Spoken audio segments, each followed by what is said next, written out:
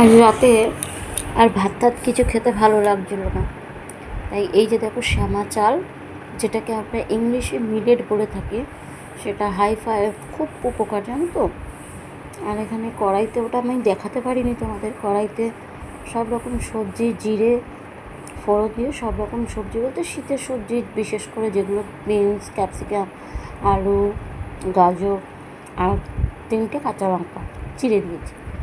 এবার এটাকে নাড়াচাড়া করবো, অবশ্যই সাদা তেলে। হ্যাঁ,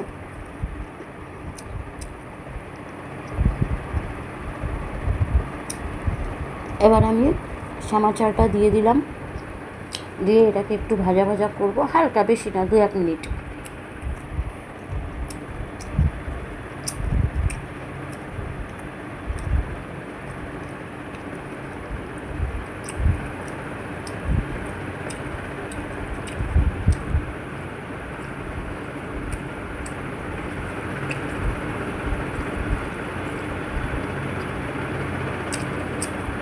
এটা মোটামুটি ভাজা আমার হয়েই গেছে।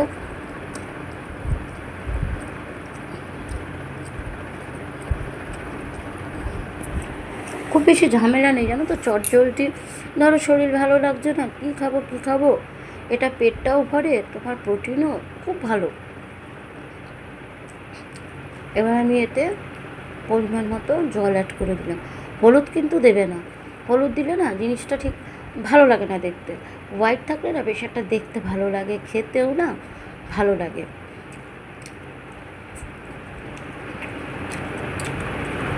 দেখলাম আরেকটু জল লাগবে, তাই দিয়ে দিলাম।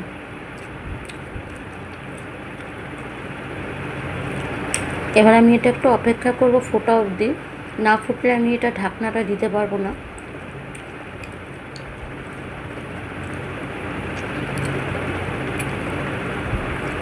এই দেখো ফুটে উঠেছে।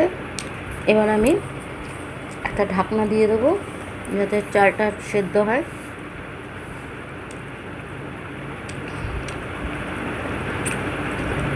এবার গ্যাসটাকে আমি কমিয়ে দেবো, একদম কমিয়ে দেবে না, আবার ইয়েতেও বেশি হাইতেও রাখবে না, সিমে মাঝামাঝি রেখে দিয়ে। এই দেখো আমার মোটামুটি শ্যামা চালের পোলাও রেডি। আমি তো এটাকে পোলাও নাম দিয়েছি, তোমরা যা ইচ্ছা নাম দিতে পারো। আমি তো মানে যা মাথায় এসছে তাই দিয়ে দিয়েছি। আমার শাশুড়ি জিজ্ঞেস করছে কী করছো, আমি বললাম শ্যামা চালের পোলাও। বেশ নামটাও সুন্দর, শুনতেও ভালো লাগছে। পোলাও একটা বিশেষ বিশেষ ব্যাপার।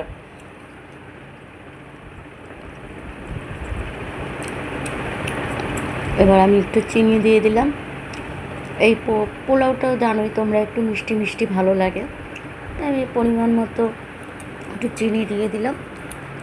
এবার একটু ঘি দিয়ে দেবো।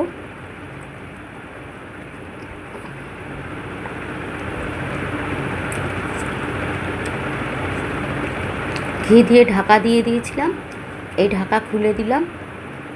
দেখো, না থাক, ভাবছিলাম ঢাকাটা দেবো, তা ভাবলাম না থাক, ঢাকাটা দিই না, বরঞ্চ একটা নেটের ঝুড়ি চাপা দিয়ে দিই, তাহলে ভাপটা বেরিয়ে আসবে আর তোমার জিনিসটাও ঝরঝরে হবে। তো রেডি আমার